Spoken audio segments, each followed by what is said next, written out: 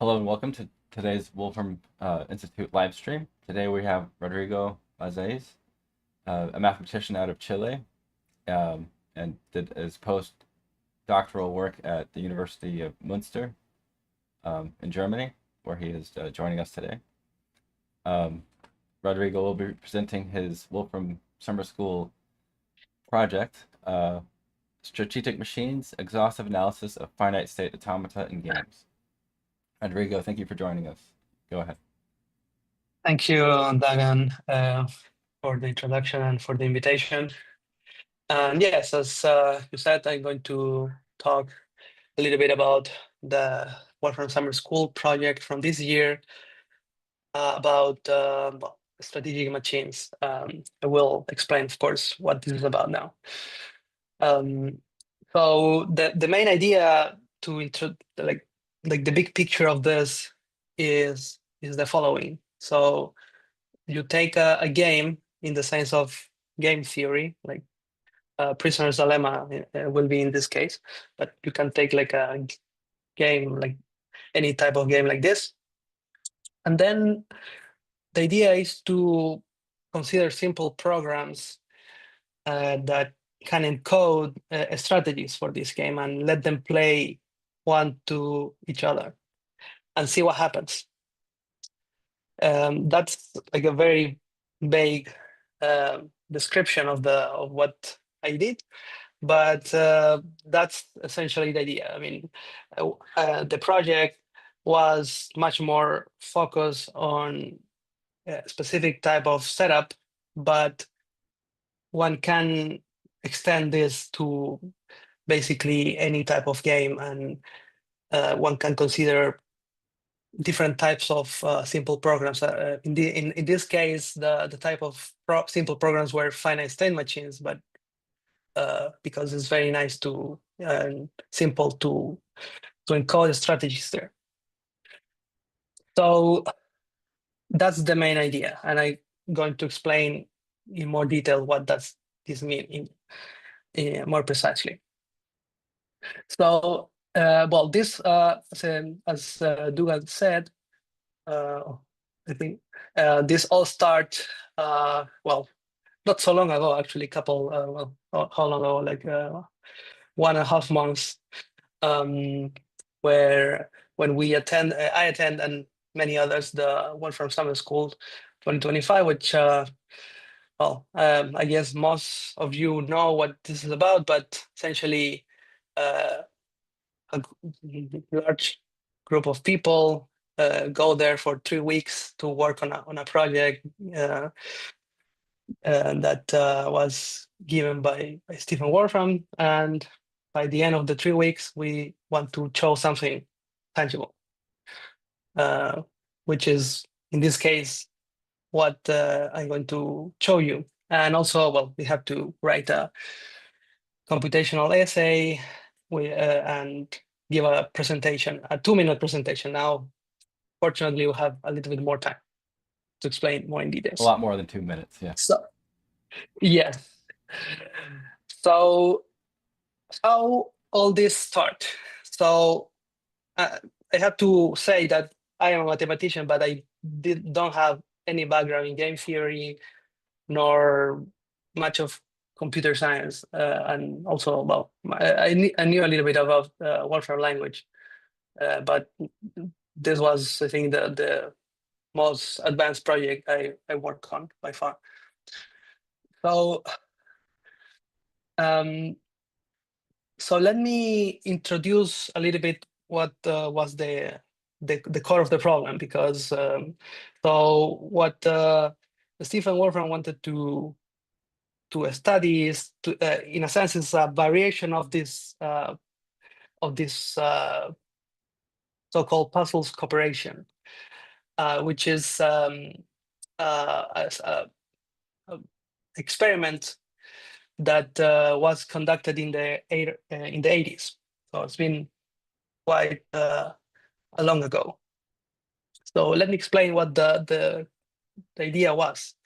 So Robert Axelrod, was interested in studying cooperation in well, I think much more generally, like not just game theory, but game theory gives you some like simple way of study this phenomenon. But in his book, he talks at length not just about game theory, but in general, like how cooperation emerges. That's the main question, especially considering situations where like the population is like selfish in a sense, but somehow ends up cooperating. And one can think of like a society, for example, like or an economy.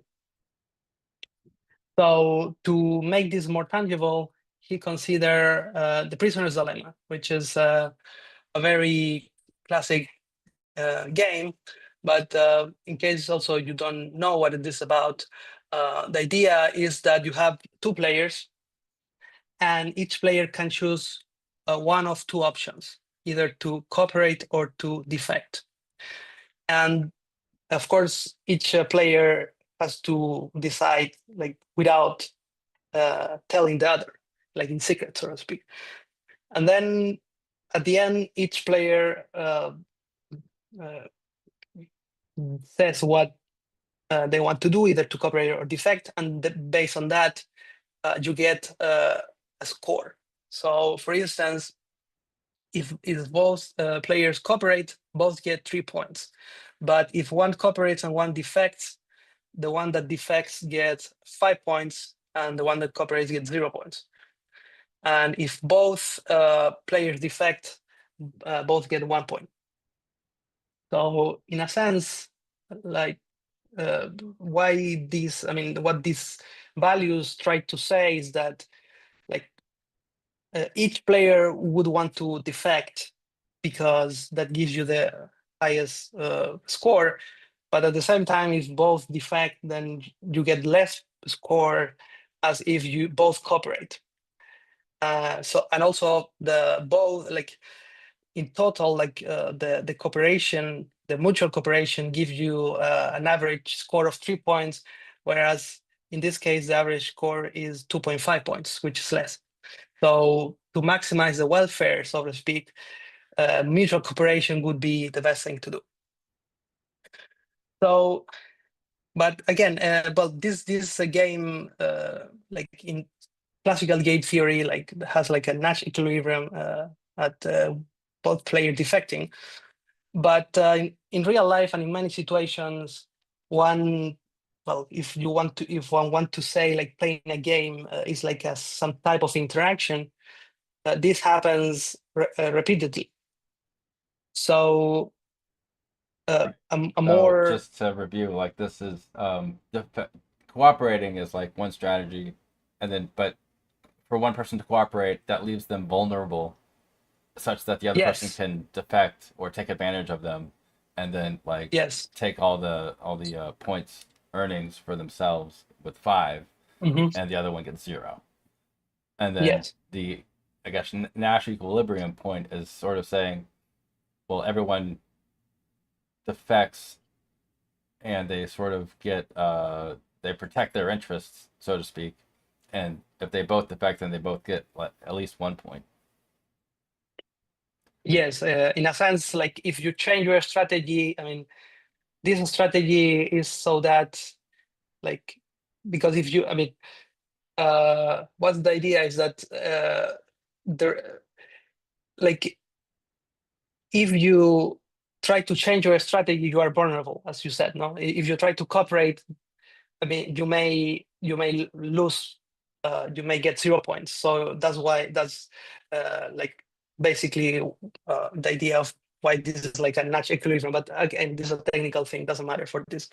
Um, so the idea of Axelrod experiment was to do this like multiple times, so that if you, I mean, you could think of if you try to defect too often, then the opponent will catch and will protect itself.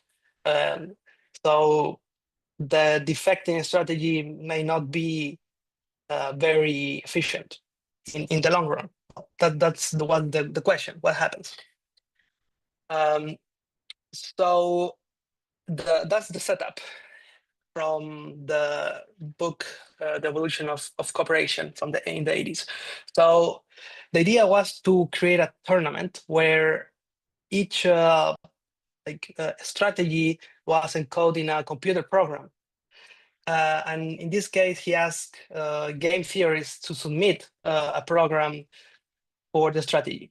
Okay, and the program could be as complicated as you want, and also you could access the whole history of the game. Not, I mean, you could. They were playing Prisoner's Dilemma for 200 rounds, so you could see the whole history, like up to the present moment. So if you have been playing for 100 rounds, you have access to the first 100 rounds, and you can use this as an input for your decision.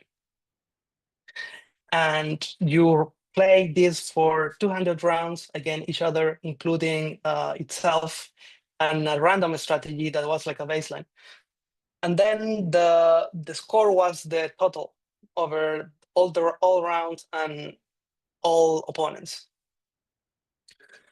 And this tournament was done twice, like the first time with 14 programs, and the second time with 62. And in both cases, the same strategy won, which is called tit-for-tat. I'm going to explain what, but essentially the idea is that you replicate your opponent. Namely, if your opponent in the last turn cooperated, you cooperate in the next turn. Whereas if your opponent defect in the previous turn, you also defect in the next one. So you are mimicking your opponent. What does it do on the first round? In the first round, you cooperate. Okay. I mean, the classical tit for tat is you cooperate at the beginning, and then yes, you base your decision is only depends on the last run. And then Axelrod performed some simulations, and this is also very relevant to what I'm going to explain next.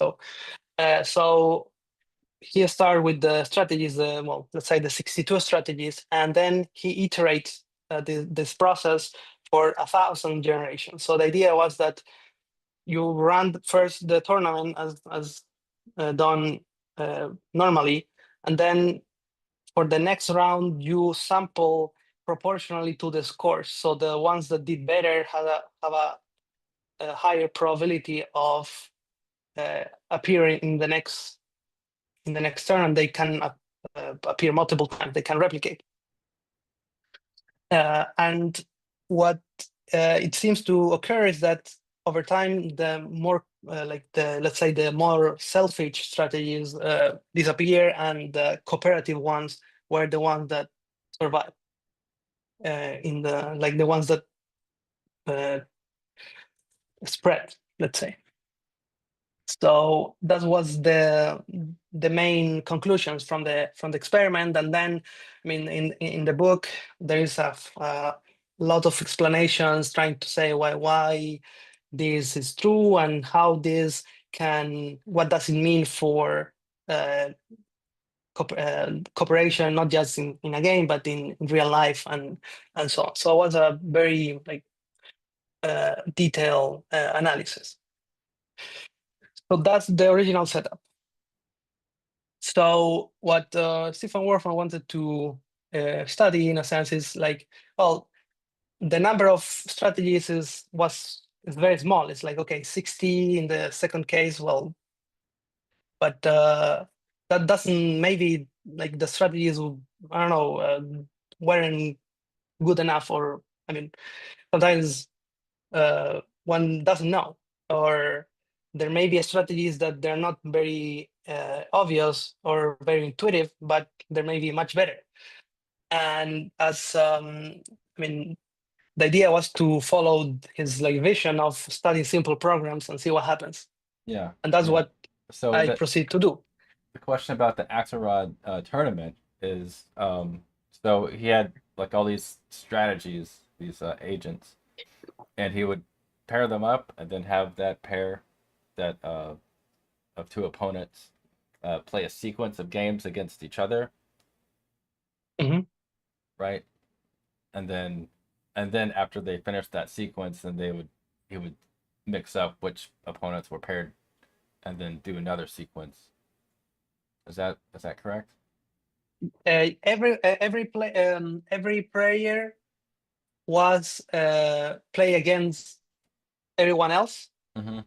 including itself, and also a random program.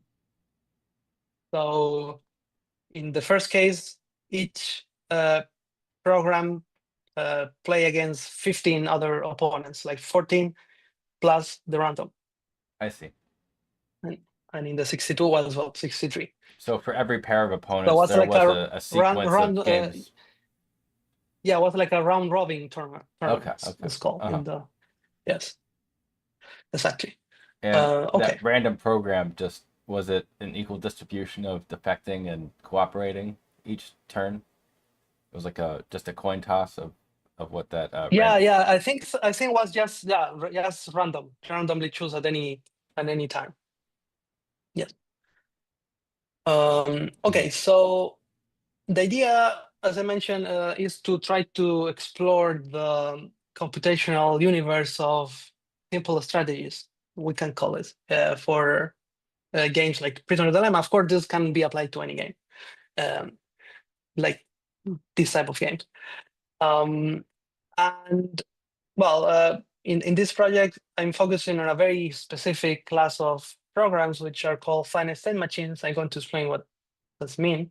Uh, and I mean, in an ideal case, you would want to say, okay, let's take all finite state machines with at most or with equal to 10 states. Again, I'm going to explain what does it mean, but essentially a finite state machine is like you can think of a traffic light. That's like a simplest example, but um, I'm going to explain it. It doesn't matter. But we are going to see also that doing that will take a significant amount of time, because even if you try to enumerate all finite state machine with 10 states, the number is, I think, a couple 100 billion or something like that. And if you want to put play every against each other, well, this would take forever. And I only had like 2 weeks to, I mean, the school is 3 weeks, but to have 2 weeks to work on our project, because then we have to prepare our presentations. So I decided to do a more uh, bounded scope. So first, I literally took all 2 and 3 finite state machines, which is a small space, and I did put them to compete against each other and see what happens. And then for larger states, I did something similar to Axelrod's approach, although with some variations. So I took a sample of finite state machines, and then starting with a sample, with a random sample, then I let them evolve, but I also add something else, which I'm going to explain. And also what I wanted to do was to see whether, in a sense, how robust are the results if you perturb the game. For example, what if there is some noise in that means that, let's say, like with 2% chance you make the wrong the wrong action. So for instance, if you wanted to cooperate by mistake, you defect, for example. What happens if there is a small chance that there is an error? And what happens? And so on. So that's the idea of the project in uh, very like an outline. And I will try to describe some of the results. I mean, there are a lot of things one could see, a very interesting stuff, to be honest. But I'm going to try to explain the basics, and then you can go and look the full notebook, or because there is a lot of results. So I will try to show the most interesting ones. Okay, so let me explain first what finite state machines are, because again, I don't want to assume any knowledge as little as possible. So what the finite state machine is? Well, you can think of either as a program or as a mathematical model that, as I mentioned, it can be in a finite number of states. And you can, in this case, the state will represent the action. So the way I visualize the finite state machine is with a graph. And I think that's the easiest way. So in this, you can see this picture here. So finite state machine can be encoded as a graph where you have, in this case, you have two states because you have two vertices or two nodes. And then the question is, okay, given the state I am, what happens if my opponent cooperates or defected in the last turn? And then I can move to a different state or I can stay in the same state. So that's the basic idea. So in this case, just to repeat, I mean, in general, finite state machine is a little bit more general, but all I care about is to encode the strategies of the finite state machine. So in this case, the important thing is that the state will represent the action, either to cooperate or to defect, and the colors represent the action. And then when I'm in any given state, the question is, well, what happens if my opponent cooperated in the last turn or defected in the last turn? This only has I only care about the last movement of my opponent. Okay, this doesn't mention. That's why I say it's a simple model. Although since there are many states, this has a sort of memory by the states. If you have more states, you can encode a little bit more complex strategies, but sometimes that's not necessarily better, because for instance, the tit-for-tat strategy can be encoded by a two-state finite state machine. And just to understand how it works, so the black border represents the initial state, which is cooperate, as I mentioned. And then if my opponent, at any turn, if my opponent cooperated in the last turn, then I stay in the cooperated state. So that means that I keep cooperating if my opponent cooperated in the last turn. But if my opponent defected, I change to the red state, which is defection. And then the same, I keep defecting if my opponent defects in the last turn. But if my opponent cooperated in the last turn, then I change back, and so on. So it's a very simple way of, and that's why it was so shocking, sort of speak, the result from Axelrod, because people try more complicated strategies, and as I mentioned, you have access to the full sequence of actions, but this program only cares about the last movement. It's like it has no memory. I mean, it's like a Markov chain, so to speak, but deterministic, so to speak. So yes, so that's basically the idea. Of course, one can consider more states. I mean, this is just two. You can consider 3, 4, 5. I consider up to 8 in my examples. And then again, you always have two arrows because there are only two possible actions your opponent can do, either to cooperate or defect, but the arrows can go anywhere in the graph. Yes, so that's the basic idea. Right. And So the states indicate what the strategy is currently, and then the transitions here are based on what the opponent has done. yes, exactly. Okay. So the arrows represent the opponent's action, and the state represent my action. But of course you have to think that, like, let's say at time n, the node represents the action at time n, and the arrow represents the action of my opponent at time n-1, because I need to know the previous action. I don't know the that's hope that's clear. But then of course at the time 0 you start, in this case you start cooperating, but of course you can also start here. There's no restriction. But for tit-for-tat you start cooperating. Okay, so let's see some very basic properties, because as I mentioned, the total number of finite state machine with k states is very exponential. It grows very exponentially, and here you can see that even that grows, like for 4 is 1,000,000, for 5 is 300 million, and for 6 is 139 billion.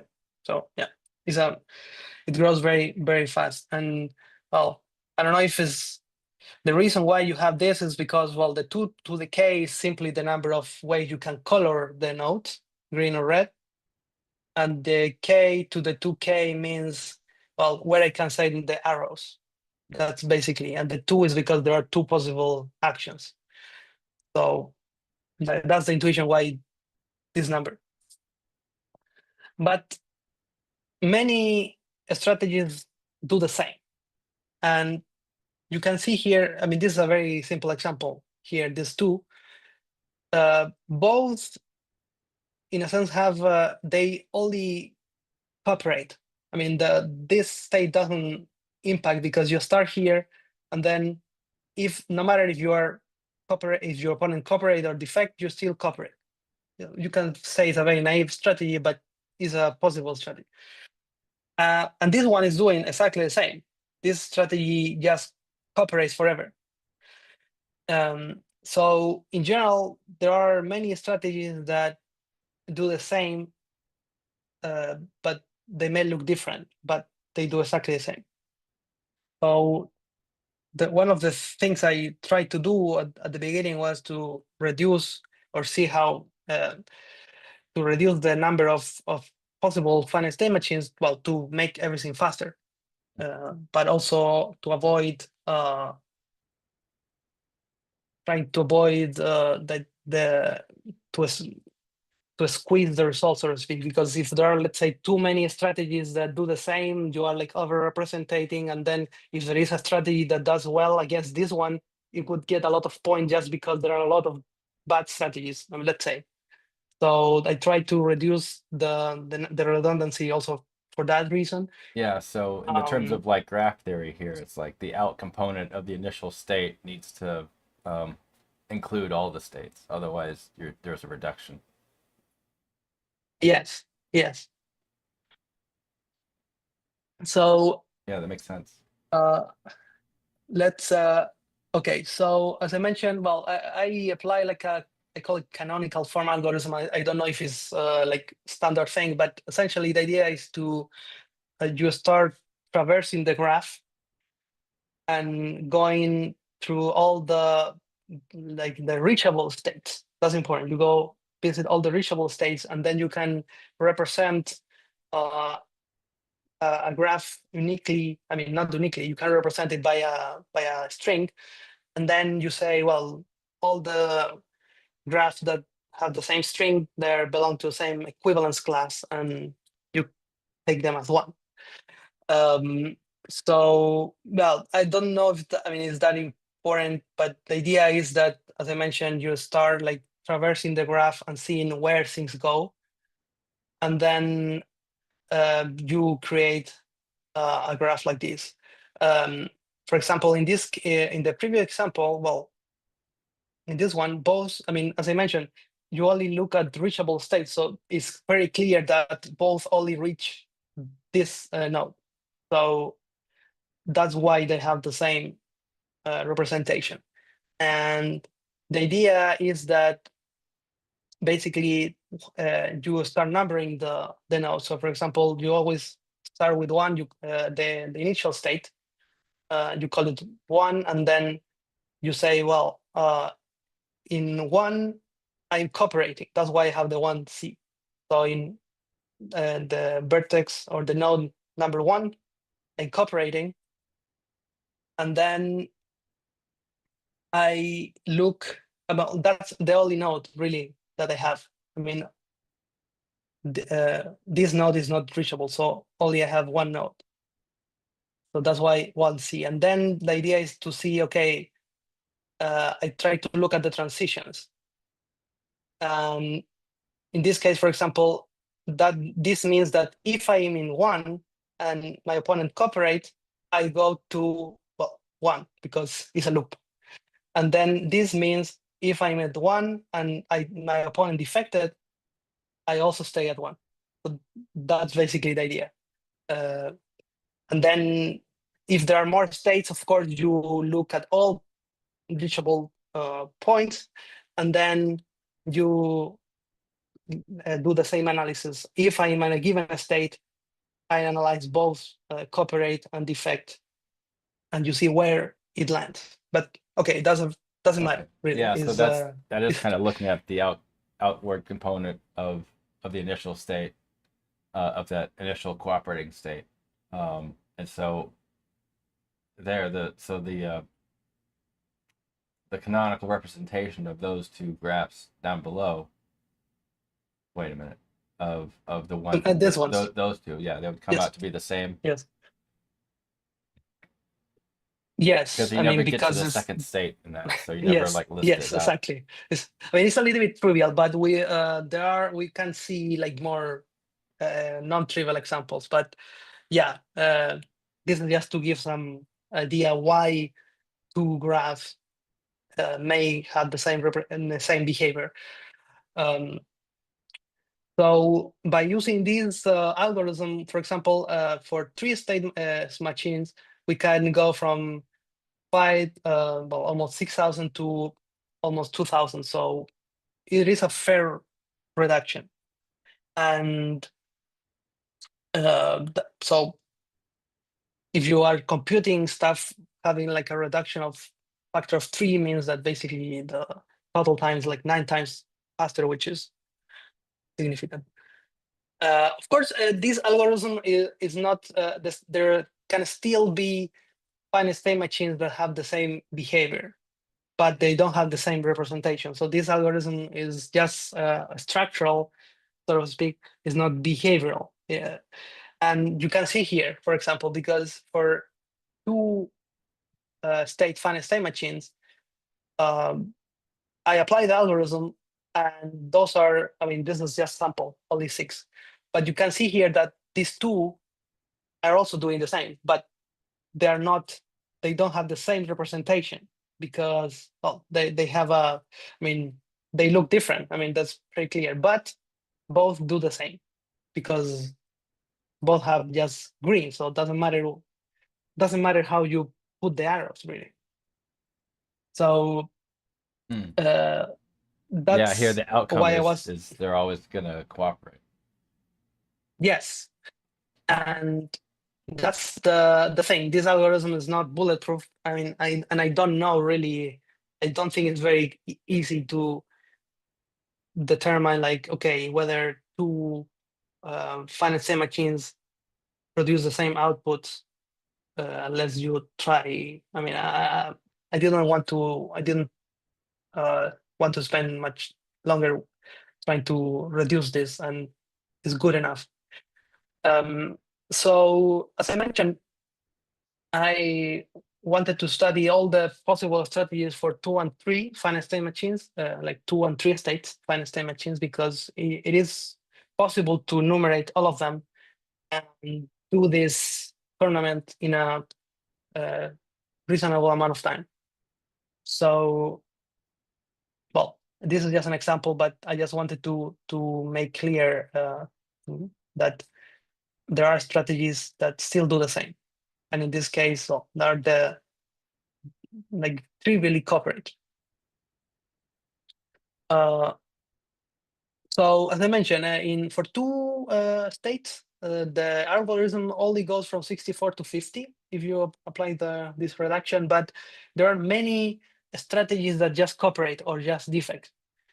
So you can always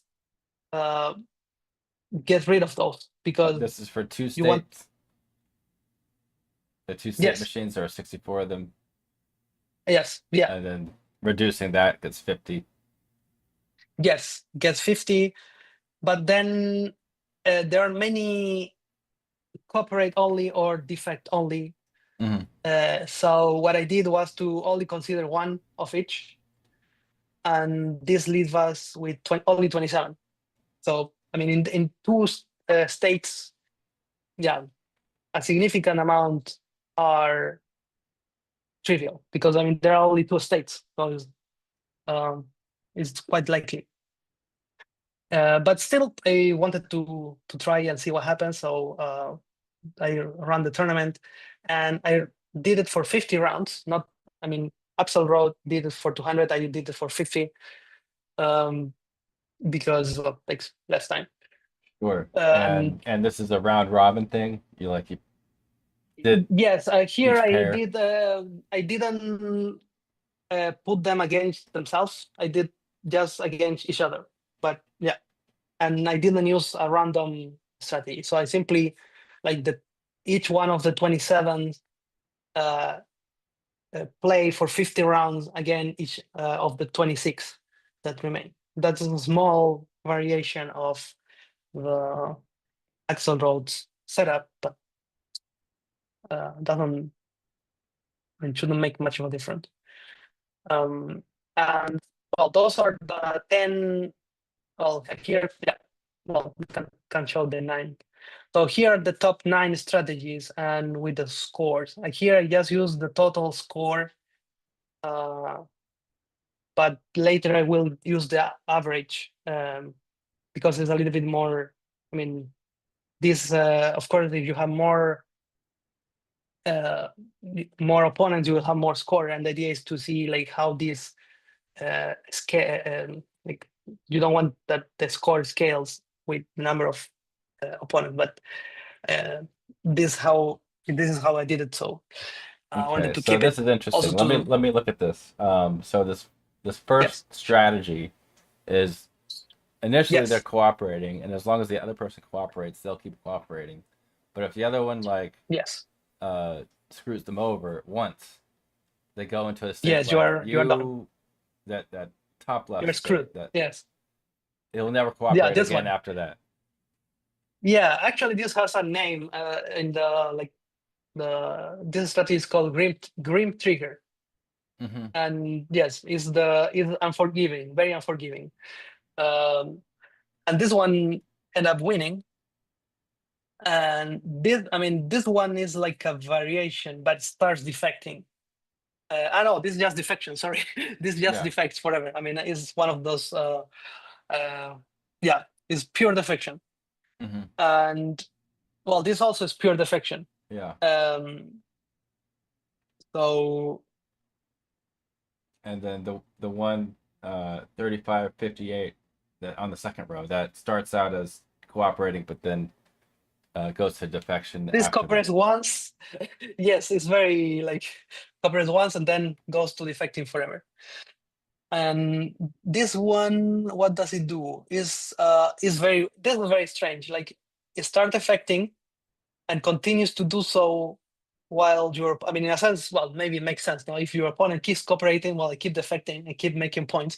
Yeah. But if my opponent defects, I go to cooperation, but only once and then go back. So it's like is very exploitative, so to speak. Like you try to cooperate just to like bait, let's say. I mean, that could be an interpretation. You try Uh-huh. to bait the. And well, we can analyze. I mean, we can continue. I mean, seeing what do they do. I mean, well, this is a variation of this one, Mm-hmm. but this instead of I mean this cooperated once and then went back to defecting. This kept cooperating while your opponent cooperates. So Right. it's So it starts out like trying to take advantage, but once they realize that the yes, other guy's not a sucker anymore, they kind of play yeah, they exactly, cooperate. Uh-huh. yes. And well, there are okay some variations here, and we can see here is tit for tat appears in the 10th position. So So here it tit for appeared in the tat top did 10. worse out of everyone. Yes, it didn't do very well. But I mean, it But was this like in is the an middle exhaustive because search out of like all the possible two state machines. yes, of course. I mean, yes, that's true. Like Uh-huh. uh, that's was the idea to see what happens and see. Of course, we're going to make some comments, but once I also show the three states. But yes, so yeah, just by looking at two states, we can see that if you just put them, all of them, if you don't do any like filtering, then things are a little bit different. And of course, this will hint us at some of the conclusions that we are going to make at the end. But so I did the same for three, as I mentioned. The number went, Wait, hold on just a well, second. Go back one. So yes. this two-state Ah, tournament that you held was yes. so you ran like all 27 unique strategies or effective strategies, Mhm. and these are the top 10. Yes. Okay. Yeah, okay. So I was yeah.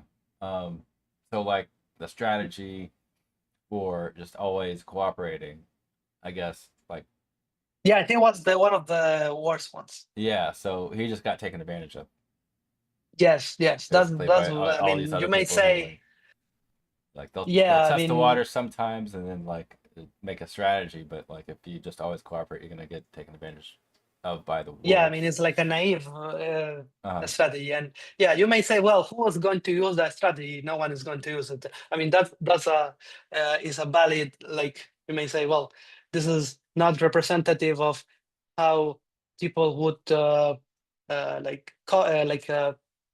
behave in a real game. But also, I mean, who knows? So let's move to three states. And well, I think if let me go back. The original is number for three state was around 6,000, but then it went down to 1,800 by applying the algorithm. But you can also reduce it to 1,300 by removing the cooperative. I mean, to just keeping one representative of each. And I didn't add like the distribution of the scores for two states because they were too little. I mean, the diagram is a little bit, but here it's a little more interesting. You can see like the scores, how it distributes, and there's like two like horns here in close to the extremes. And then also, but there's like a kind of it's like a Gaussian, but has like horns. I don't know how to call this, but so and we can also see that top 10 strategies, and I want to. I mean, I not. I mean, analyzing all of them again gets a little bit tedious, but essentially, I mean, let's by just looking at all of them, we can see that all share some characteristics. For example, all of the 10 have two red states and one green. So there is no pure defection anymore, which is interesting because the pure defection was one of the top 10, was number two in the two states, but now it's not in the top 10. I mean, I probably still doing okay, but it's not in the top 10. And all the strategies have at least one cooperation states.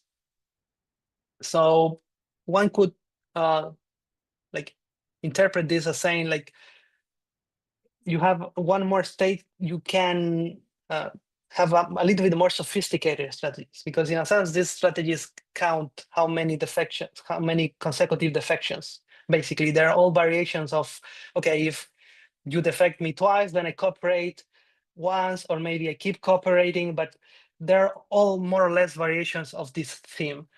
And they all start defecting except one, if I remember correctly. Maybe I'm wrong. No, yeah, all start defecting. Yes, all start defecting because it had the black dots. So all start defecting, and all, if again, if I'm correctly, all And they have Uh, a transition out of defection. Is that no. if the opponent defects, then they Yeah, yeah, yeah. can. All technically cooperate at some point. They don't get stuck in defection.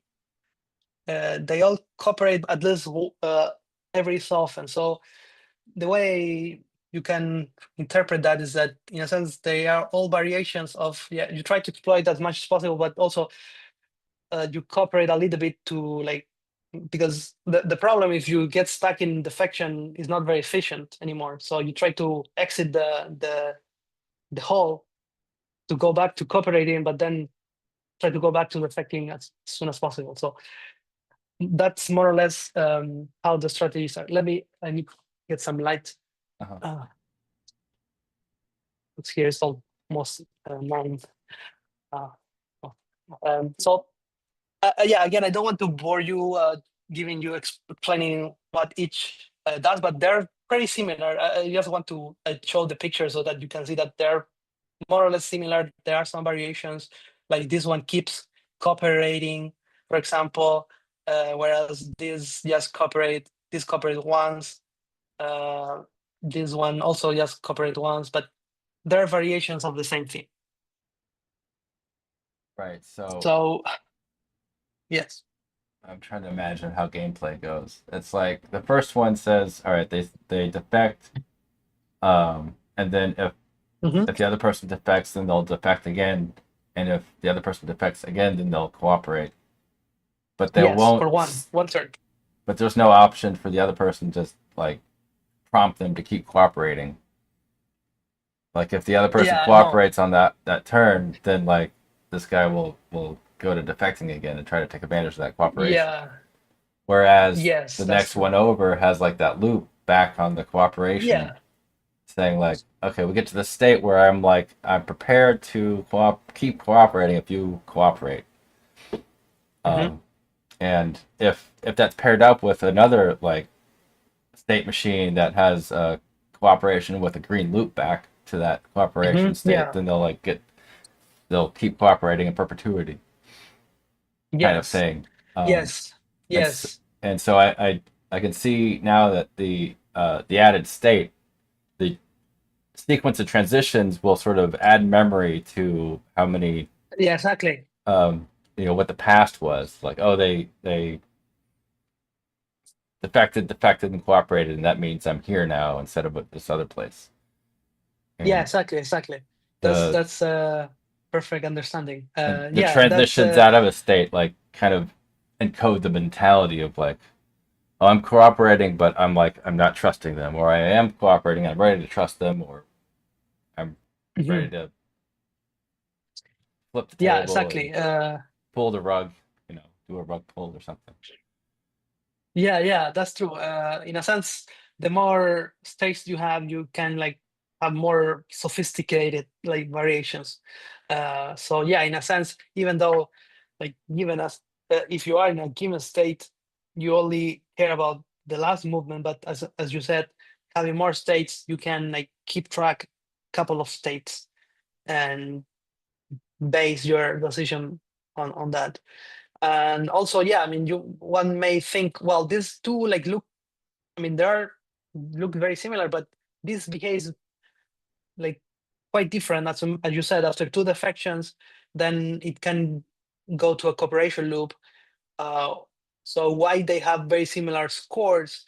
Well, I mean, I would say it's mostly because the population also has a lot of strategies that are cooperative to some degree, like tit-for-tat, for example, or variations. So in a sense, they get the scores from different samples, let's say, of the population. But yeah, so that's one of the important things to in the end is that, I mean, the population is very important. It's like, I mean, it sounds obvious, but um, like the population affects what strategies are the best, of course. Um, Memes is but asking, yeah, does there seem to be a bias towards priors? I don't And know what I'm not sure what that means. I guess what- towards like prior the prior decisions from the opponent, maybe. Oh, well, I mean, so that depends on the strategy, though, right? Um, yeah, well, maybe he can write some more details and then can Sure. just let me know. Um, But yeah, so so these scores I mean, are a maybe lot. So there, you did the complete round robin on all these like thousands of strategies. yes. Oh wow, So okay, it's like a million games. yeah, yes. So yeah. I mean, but this already takes maybe a minute or so. I mean, I I spent fair amount of time trying to optimize this because yeah, otherwise it would was taking me forever. But yeah, that's why I wanted to also do the removing as much redundancy as possible. But still, there are Hmm. strategies that do the same. But well, and yeah, so And just yes, out of curiosity, so that's did you pair the three state machines with some of the two state machines and see how they did? well, technically the state machines are encoded in. You Mm, can always embed them. So I yeah, see. and but I mean, yeah, of course, I mean, you can do many, like, there were many things like wanted to try, like, yeah, like, see, like, for instance, well, I'm going to give some, it's very preliminary. I mean, is that, like, when you consider all strategies, some sort of exploitation do well. And one way of seeing that is like, yeah, there are a lot of bad strategies that are, in a sense, being, like, exploited by these naive exploiters. Also, one could say, well, there may be strategies that are not very intuitive to us, like, and we may see. I mean, when you have more states, this is even more clear. It's like some strategies don't make any sense, or like you wouldn't think about doing that. It's like, for example, like, let's say you, like, I don't know, do two defections, and then if the opponent cooperates, then I defect, but then if cooperates again, I can cooperate. I mean, there are many variations, and if you just start looking, and well, that was what the idea of like trying to explore the space, is to see what strategies may emerge that are not very obvious at first glance. The strategies that did well here, how do they do against the ones from Axelrod's tournament? Uh, that would be an interesting thing to analyze. I mean, I don't know if I mean, because the strategies, not all the strategies from that setup can be encoded as finite state machines, because as I mentioned, in principle, you have access to the full 200 or all the previous rounds, and you can have a program that's very complicated. Hmm. But still, you could, in principle, match them and see what happens. Um, but again, this is all very preliminary, because now we're going to look for uh, larger states, and we're going to do something a little bit different. Um, so I will explain what I'm going to do now for larger states, but I'm not going to look at all of them because there are just too many, and it would take me forever to run them. And I wanted to run a lot of experiments to see, like, what happens. Um, okay, so for larger states, the idea is to use like the evolutionary approach uh, that I mentioned at some point at the beginning, that Axelrod did at some point. He started, like, doing this. Um, the ones that have the strategies that had higher score, they were more likely to be picked in the next round, and so on. So that's the idea. And one of the motivations is that, I mean, in real life, like, if you think of, like, games as, like, situations in life, I mean, things are always evolving and always changing, and things that are uh, effective at one moment, like, if everyone start to do that, then it's not useful anymore. It's like, um, I like to think of like stock market, for example. If someone finds like there are all these academic studies that say, well, if you do this or that, then you beat the market. But if that's true, then if everyone start using that, then it loses its value. So that's one of the, in general, one of the key like observations from doing all these experiments is that, yeah, like there is no like single like bulletproof strategy that works always under all circumstances. So it depends a lot on the situation. But the idea of doing this approach I'm going to explain in the next slide is to, since the space is much larger, is to try to do like a sort of more, well, I don't know if it's intelligent, but more like try to see like what strategies tend to do better, sort of speak. That's more or less the idea. So this is the setup. So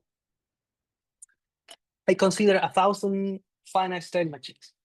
Why 1,000 and not 2,000? Because why not? Again, I wanted to run many experiments, and 1,000 seems like a, I mean, reasonably large population. And I sample, like I consider 200 of each k between 2 and 5. I start sampling. Of course, there are not many finite state machines with 2 states, but they can just be repeat.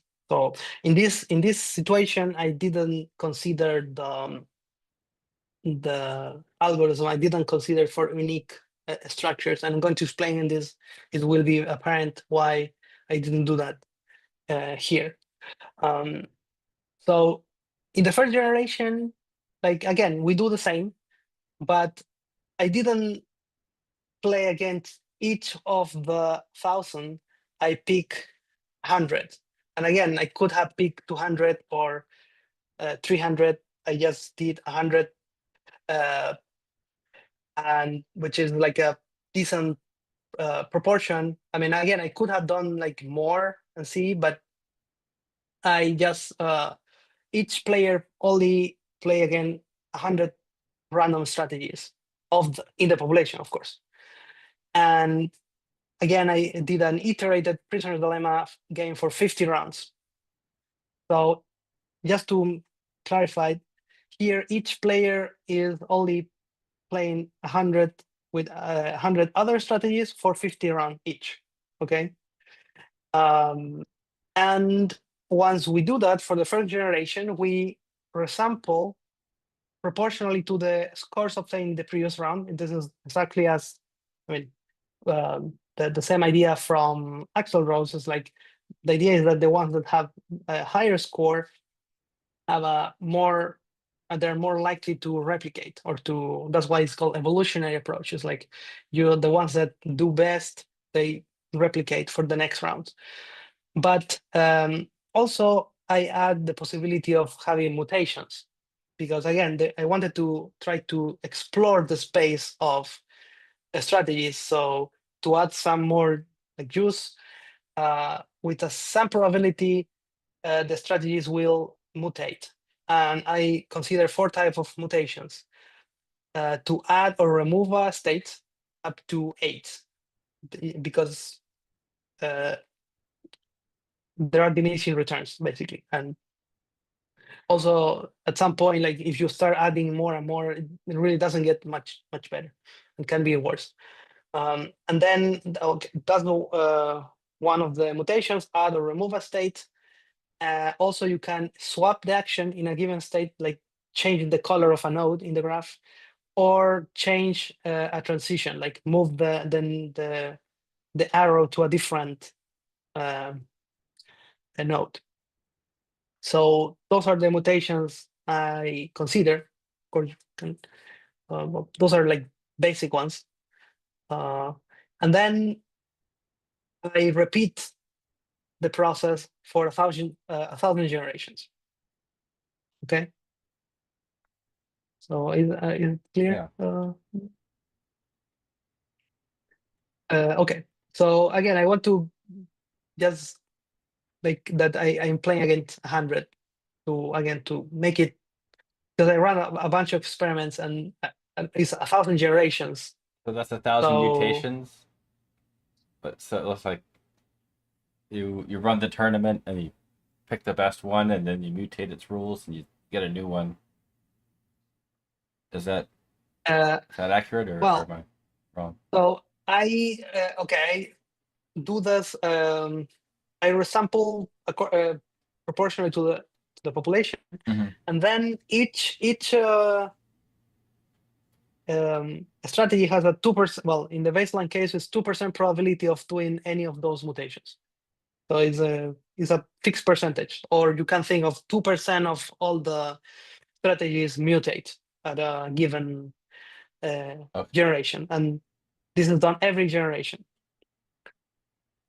Uh, okay, so I start with, I call it the baseline case, because the idea is to see, okay, how this differs from the baseline case, and we will see that um, things can change quite a lot if you do some sort of variation. So what's the baseline? In the baseline case, as I mentioned, the mutation rate is 2%.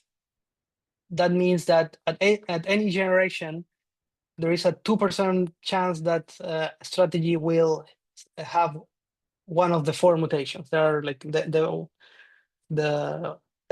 election of the mutation is also is a random, can be one of the four, but the mutation rate is 2% at each generation. And as I mentioned, I tried different mutation rates, but the results were, at least in this baseline case, very similar. So I just sticking to the 2% mutation rate.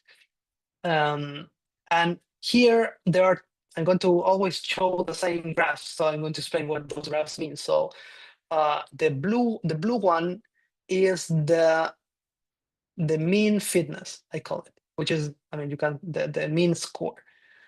Or maybe a little bit, okay. So hopefully you can see the numbers. So I will always show these three graphs. The first one is the mean fitness, which is well, you take the total score and you divide it by the number of opponents. In this case, is 100. So um, so in this case, I mean, you can see that the score is very close to 150.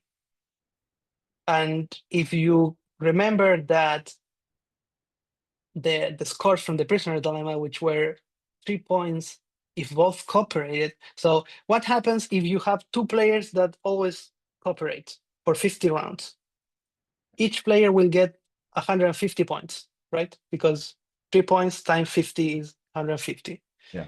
So, and I mentioned that that's the maximum expected value, because when one cooperates and the other defects, you have 2.5 points on average. One gets 5, the other gets 0. So the maximum average in this example is 150.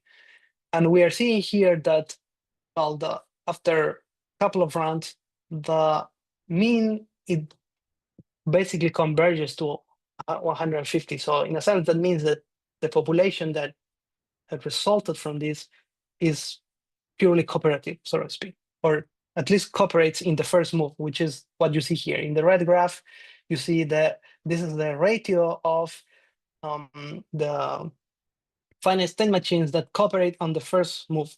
Okay, that's a very basic proxy of cooperation. I mean, one can consider more complicated ways of measuring that, but this is a very naive one. Like the first move, I mean, Axelrod consider 4 criterion for like a nice strategy, and one of them is that you start cooperating and you never defect unless your opponent starts defecting, so to speak.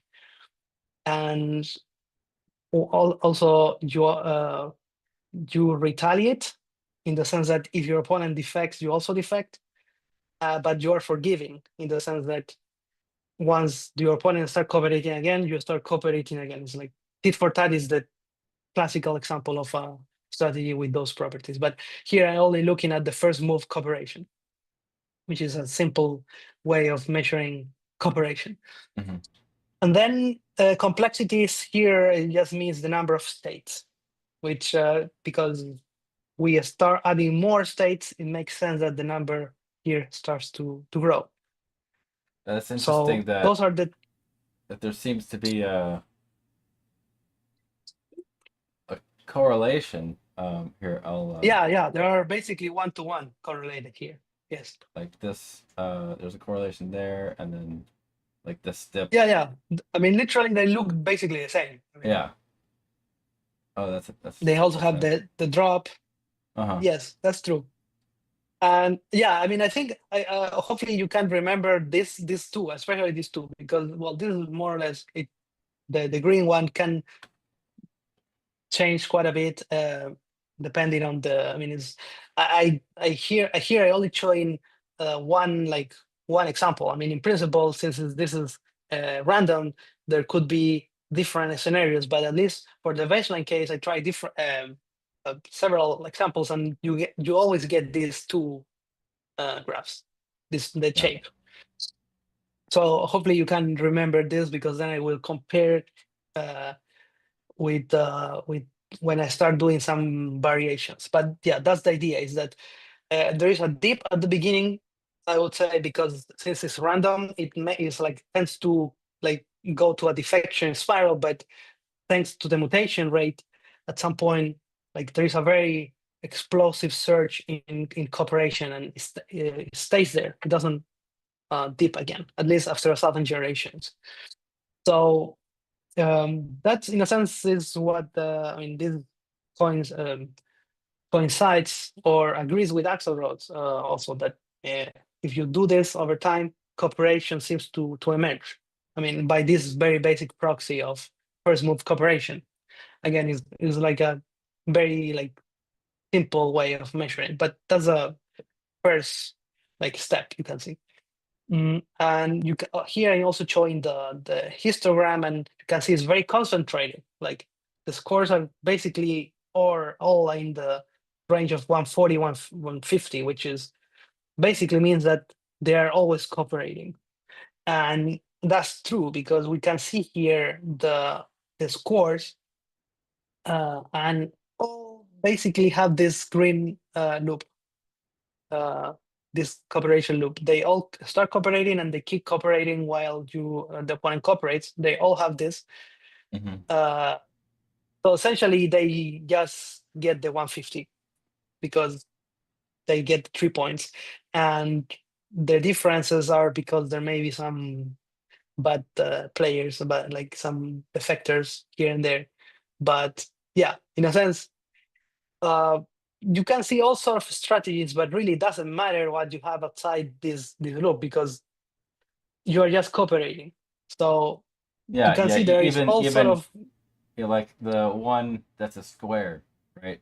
That has two yeah, greens yeah. There's that just pure yes, um yes. Doesn't matter what you do outside. well the two green states on the left side of that square, right? The here I'll This one, a you neutral mean? color to yeah because here you have like a green and it goes to itself with green, so like they'll keep cooperating. But like here, these two, it's like unrolling that state. Like you start with the cooperating, and then if they cooperate, you'll cooperate, and then you can keep cooperating based on Yeah.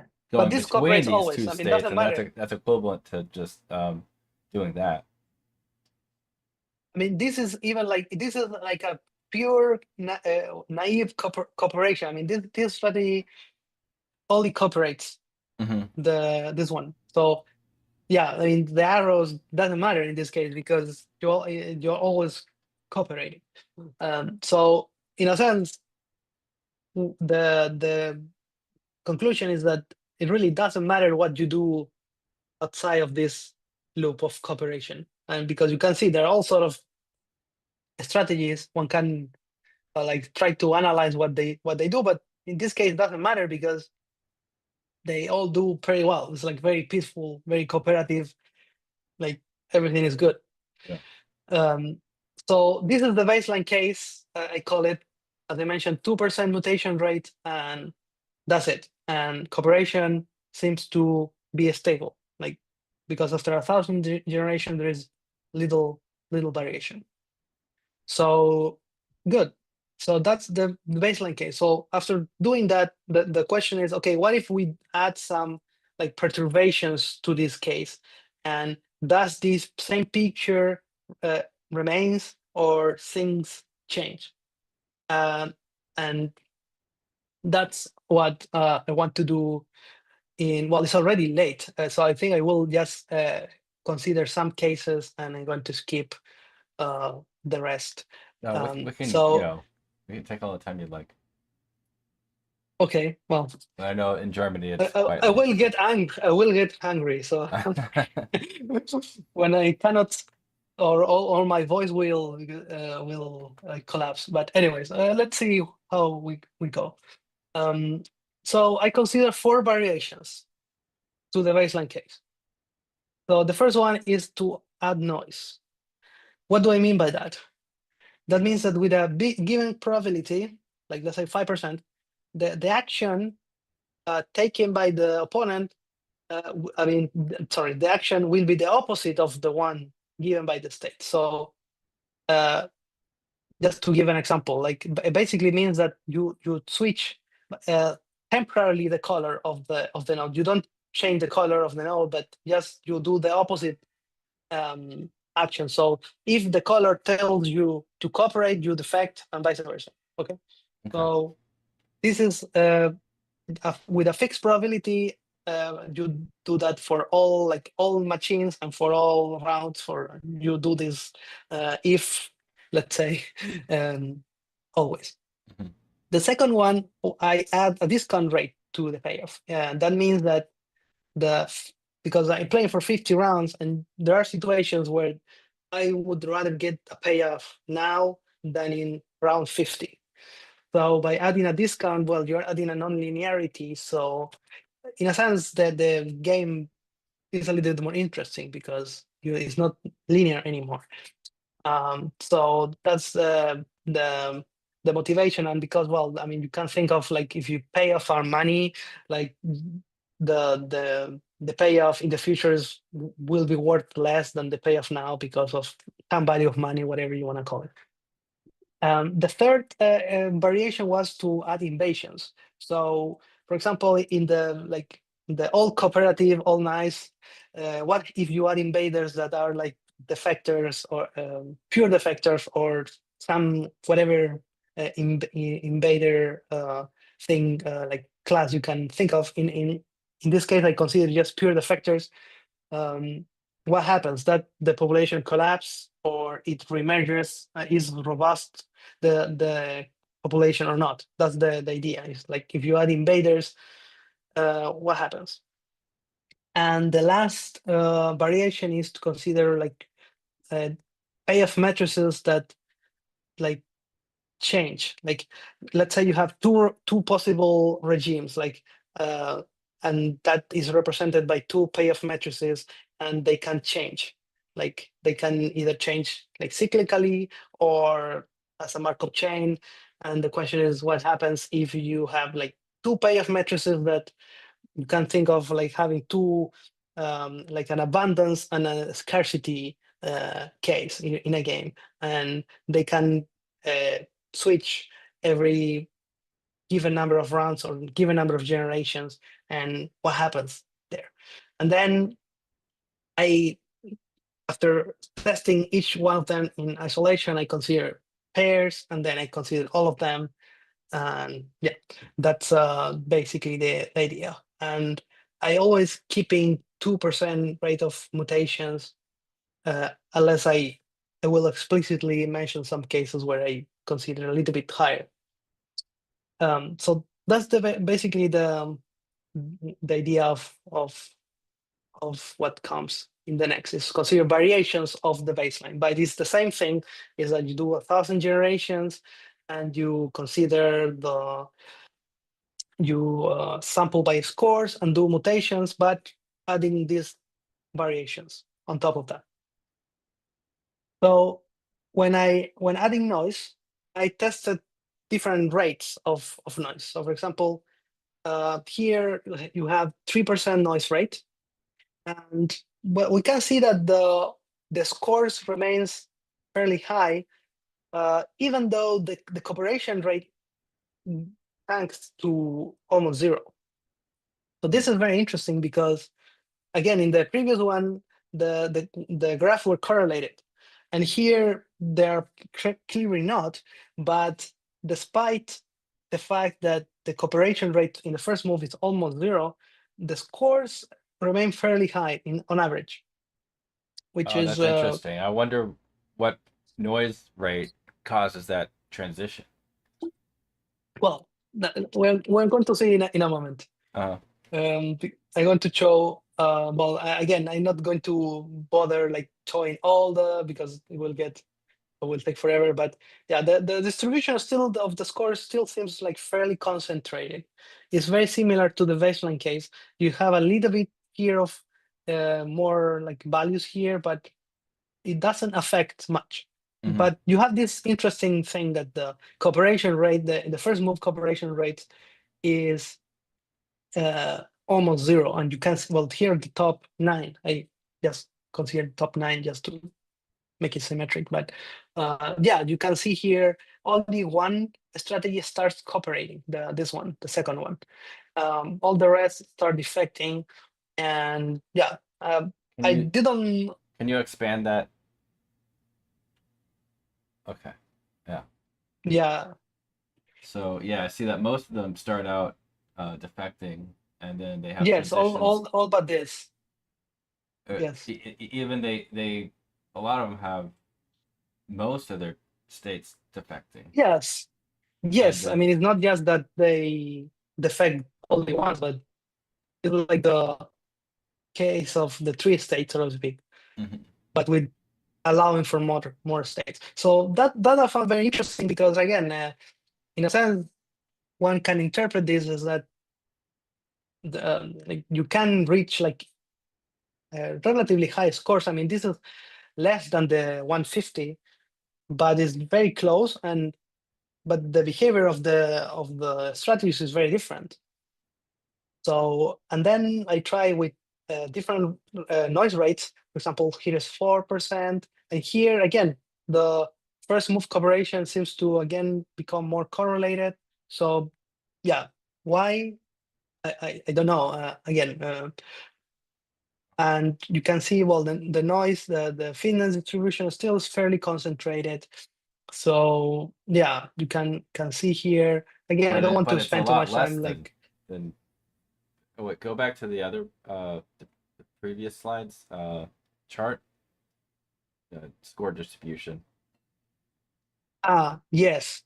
Yeah, so oh, I see. That's uh, average has a centering around like 120, 130. This has the same center but a wider distribution, yes. or is Yes. the axis just zoomed in? Yes. Yeah. That's so it's still fairly Hmm. concentrated, but now it looks more correlated. But then we try Mhm. 5% and we get this. Oh, It okay. So completely now collapses it's definitely a phase to change here. Uh, both exactly. both Uh, both collapse. yes, Hmm. both collapse, and you can see. I didn't show, but essentially this is just pure defection. Essentially, they get stuck. And I try. I mean, for some reason, 5% was like the critical value. I mean, I tried like 4.9%, 4.99%, and was like this. But then if you have 5, you get this. I don't know why. I have no idea why 5.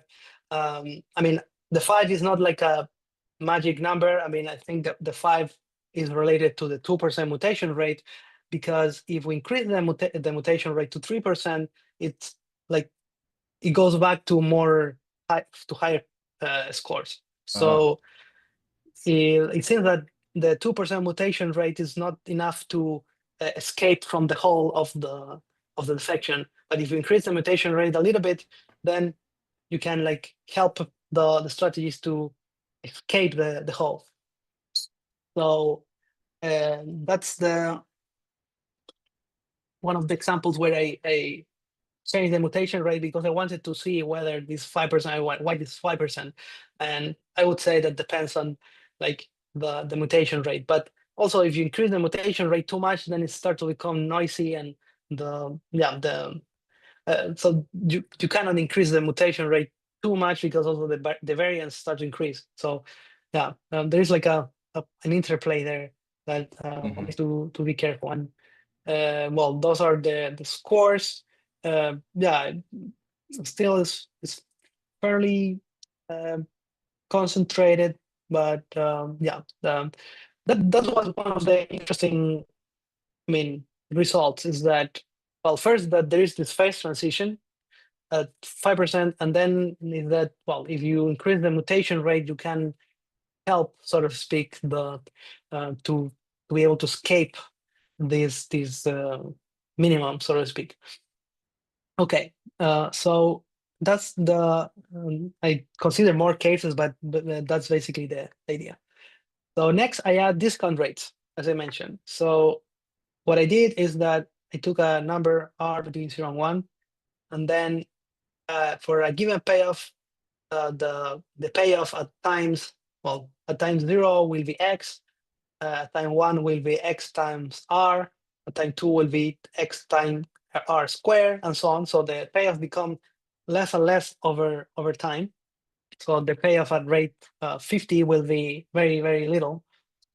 And I try different discount rates to see how the scores look like.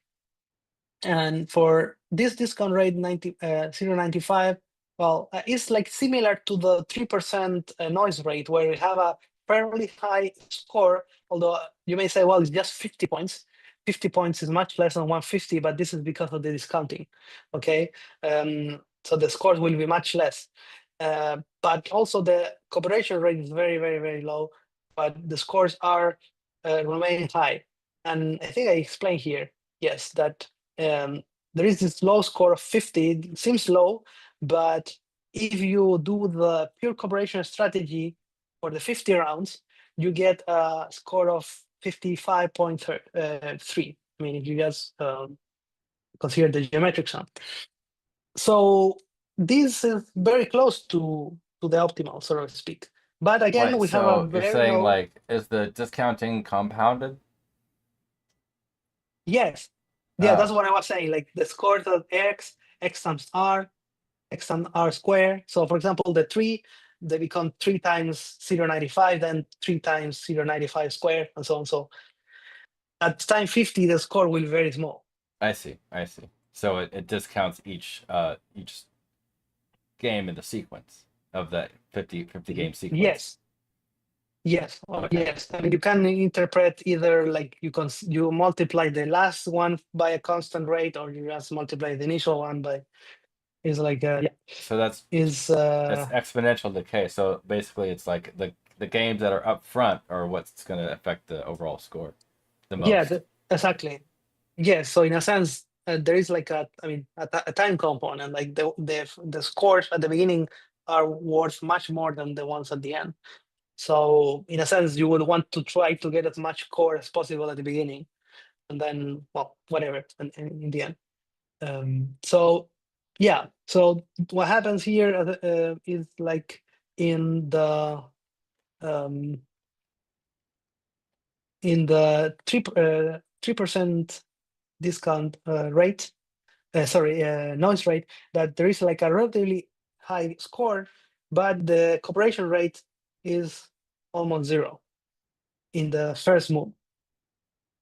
And well, here are the scores. So then I try discount rate of 0.9, and here again we can see that almost the graphs are very correlated. Mhm. Um, and again, the pure cooperation uh, score is around 30 if you do a discount rate of 0.9, which is basically what you get. So this, I didn't put the graph, but I mean, from here you can read that is like the baseline case, like they end up being pure cooperation, pure cooperative. So yeah, so in a sense you get like different results depending on the like the discount rate, since it's non-linear, makes things a little bit more interesting, and in a sense like it adds more like variations, so there may be different ways of like different like optimal like regions you can reach. um, and then I try again 0.8, and this also seems like similar to one of the previous case, very low cooperation rate at the first point, and then the mean payoff, it is relatively high, close to the optimal. And although here there is like a long like phase of small scores, but at some point, again, due to the mutation or whatever, it recovers. So, I mean, in general, what I again the point of trying all these variations was to see, okay, what happens to the baseline case, is robust under modifications, or if you change the rules a little bit, what happens? And we can see that there is a whole set of interesting strategies that emerge when you consider these variations. And well, here I consider some strategies. Again, I just want to show this to see that like there are all sort of weird strategies that, again, there may not be very intuitive, but somehow they end up appearing at some point. So again, uh, don't Mhm. look too much, but that's the idea. And then, well, I considered the invasion, as I mentioned. So what I did is to first I considered the baseline case. I run it for 500 generations, uh, and then I replace the population by a fixed amount of invaders. And in this case, I consider only like very trivial invaders where one state defect only.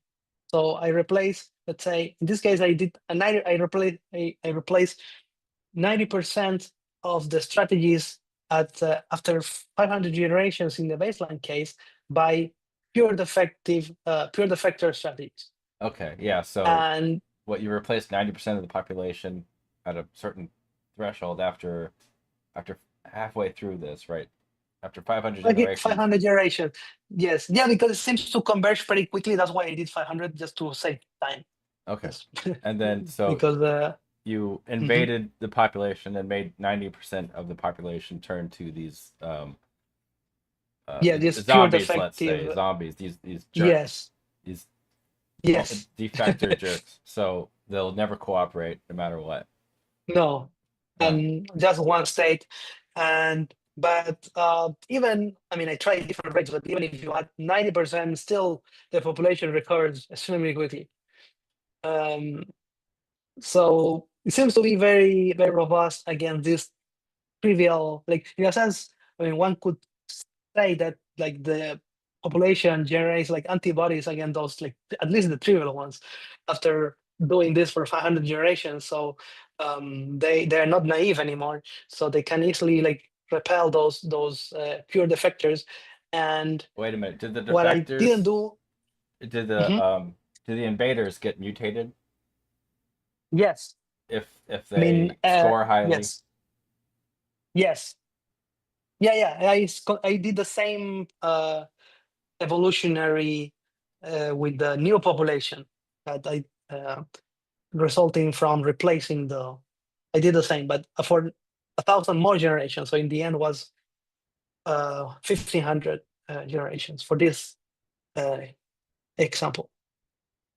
Wait, And so this is again, showing mhm, the 1,000 generations after the yeah, population has been yes, like poisoned with exactly. Yes. defectors. Okay. Huh. So it's a very. I mean, it recovers extremely quickly. I mean, that's what we can see. So, and yeah, so in a sense, this is very, very robust. But of course, again, you can say, well, what if you consider more sophisticated strategies? And that's something that I didn't do. But like, yeah, that would be interesting. It's like for a given population, like generate. mean, a generation, a population of like invaders, but that they're like better on average than the population. So you generate like a tailored population of invaders. And then what happens? Does it collapse or not? I mean, that's something that I didn't do, so it's just an open question. I just try this simple strategy and see what happens. But you could think of like for a given population, try to find strategies that perform significantly better than the population and replace those with the population and see what happens.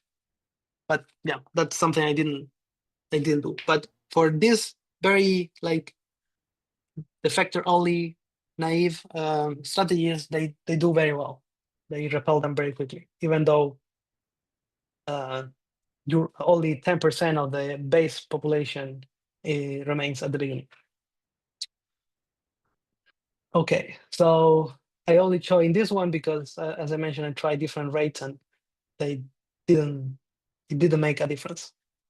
And then I consider regime switching payoff.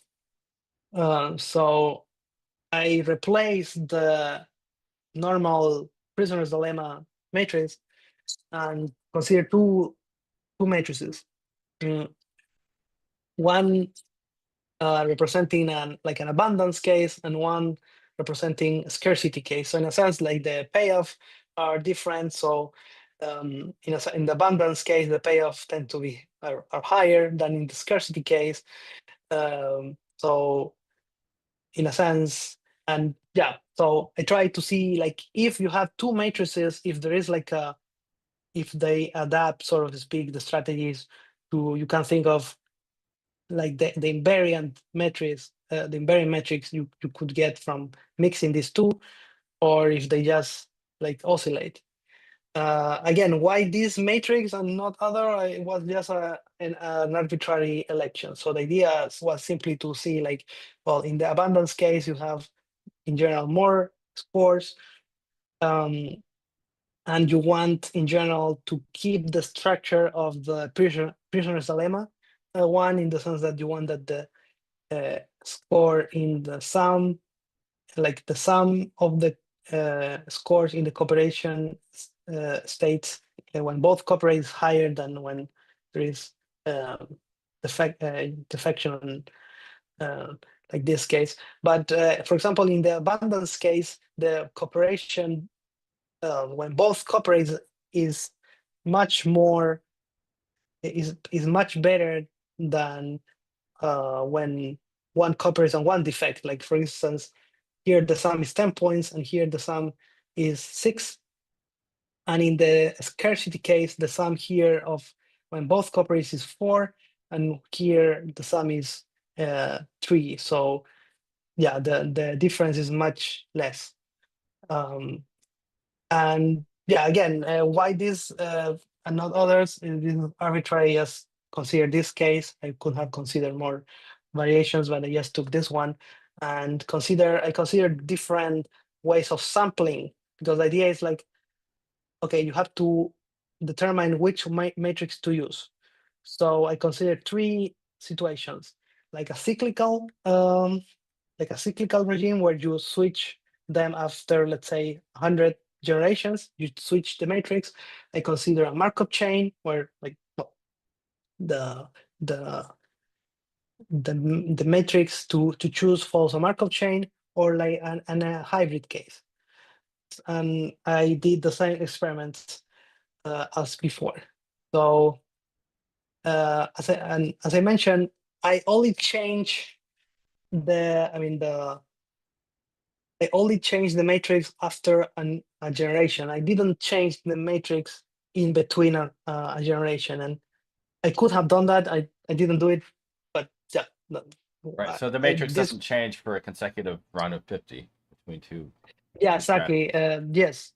So in a sense, after like I was thinking of like, well, what if what I wanted to do also was to see if what happens when the matrix change in a generation, but that was technically a little bit more complicated, and I mean it's not more difficult to do, but somehow like the way I did the code, like was that it was a little bit more difficult to do. So I just focus on this case, but you could consider a different situation where the matrix change on each like turn, not just on each generation, but that's what I didn't do that. So in general, here there isn't much of a surprise. Of course, the scores had to be cyclical because the scores are different, the matrices are different. And in the abundance case, you have more scores than in the scarcity case. So this is inevitable that there will be like a jump here. But the first move cooperation remains fairly stable, even though, well, here there is like a dip, but Mm-hmm. it remains fairly stable, very cooperative. So changing the cycle, like changing the matrix, didn't make much of a difference, at least in this case, in the cyclical case. And you can see the scores are also, sorry, are very concept. Oh, I don't know how to make it. Very concentrated. Yeah. And then I did like a stochastic regime switching, which is basically a Markov chain. So before starting a new generation, there is a 10% chance of switching to the opposite regime. So from abundance to scarcity or vice versa. I always start with abundance in those experiments, but in this case, there is a 10% chance of switching uh, state. And of course, it's much more volatile here because in the previous one was every 100 generations, and here, well, it should change every 10 generations or so. So that's why the jumps are much more like wild, Uh-huh. because they're more frequent. They're more frequent, but still, even if the jumps are more frequent, the cooperation is very stable. Well, there are some drops here, but it recovers pretty quickly, and the distribution also is fairly stable. And in the last case, uh, is also a similar situation. Here I consider like deterministic cycle, but also there is an additional extra 5% probability of change. So it's like a hybrid between the two cases. So you have a deterministic cycle, but on top of that, there is a 5% chance of switching to the other state. And again, you have cyclical uh, evolution of the fitness. And well, here there's like a big drop at some point. I guess Yeah. I think it's just of the random seed. I don't because it recovered pretty quickly again. But yeah, that was the main um, like the only difference here is that there is like a drop, but then it recovers. I mean, in they're very similar. All have like some sort of drop, but here is a little bit more pronounced. But I don't think in general there isn't much of a qualitative difference. They all behave basically the same, and one can think. I mean, one can the way I see it is because in a sense this is like the baseline case in a sense is not much of a difference because both matrices have like a baseline uh, case situation. Like there is no um, mm, like there is no way of the domination defection is more profitable on average than cooperation. Maybe you could have tried that. I didn't do it, but again, you can try different variations and see maybe if you consider two matrices where the second matrix uh, defect is more profitable on average, then but yeah, it's not easy to calibrate the matrices. So okay, that was then the regime switching. And then I consider two variations, and well, I consider a lot of different because you can combine any two of the four. And I'm going to show only this one, which I found very interesting because I didn't see that before. Is that It Oh, okay. starts very high, and at some point it collapses and it doesn't recover. And that's why I wanted to show this one, which consists on 0.9 discount rate plus stochastic regime switching, which is like a Markov chain, plus 0.9 discount rate. And this is the only example where I could see this behavior, where the first move cooperation is very high at the beginning, but then all of a sudden drops and it doesn't recover. That's what I found it very interesting. um, so yeah, and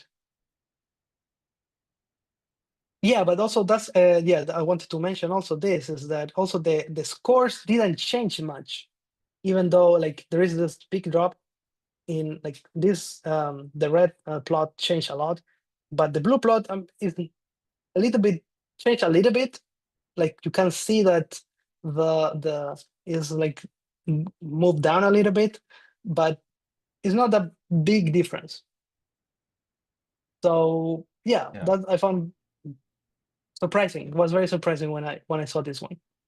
And then in the end, I combine all of them and see what happens. And I try like 5% noise rate, 0.95 discount rate, and deterministic regime switching. I consider like low, medium, and high stress. In the last two, they collapsed completely. So but this one was a little bit interesting. Like Is that noise rate uniform? Like each time there's a game, all games that there's a 5% noise rate. yes, exactly. Okay. And then I guess here this blue chart looks very wild. That's the deterministic regime changing. That's like every 100 generations, Yeah, exactly. the regime changes. Yes, Okay. yes. So that's like So yeah, the overall climate for like all these like little critters running around. Like it goes from like summer to winter or something like that. yeah, exactly, exactly.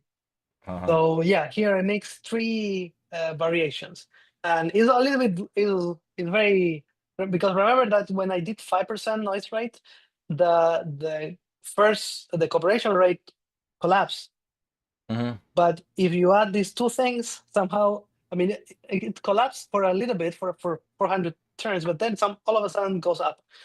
So it could be that the that it just it may take much longer and it may go up again. I mean, it does. Of course, the fact that the the the population is in a certain say for 1,000 turns or 1,000 generations, well, doesn't prove anything. Maybe after 10,000 generations, it goes up again.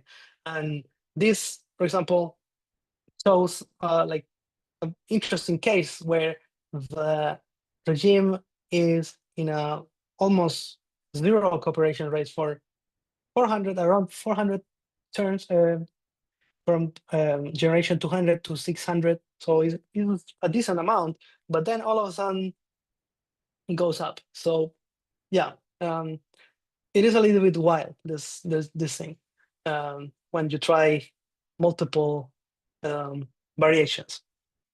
And well, those are the scores. And yeah, so that's basically a summary of all the experiments I did. As I mentioned, I did much more, but that's like a overall. And I want to give some conclusions again, which is not, I don't want to claim anything because, as I mentioned, you could consider maybe after 10,000 generations, things change again. Who knows? Um, but when considering like all the tournaments, the exploitative strategies did well. Well, partly because again, there are many strategies that are like stupid or naive or trivial.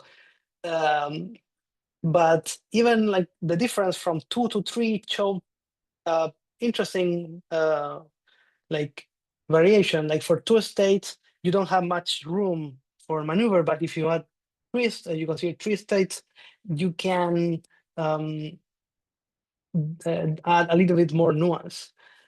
So, and well, when you consider more, like when you consider more states in the evolutionary uh,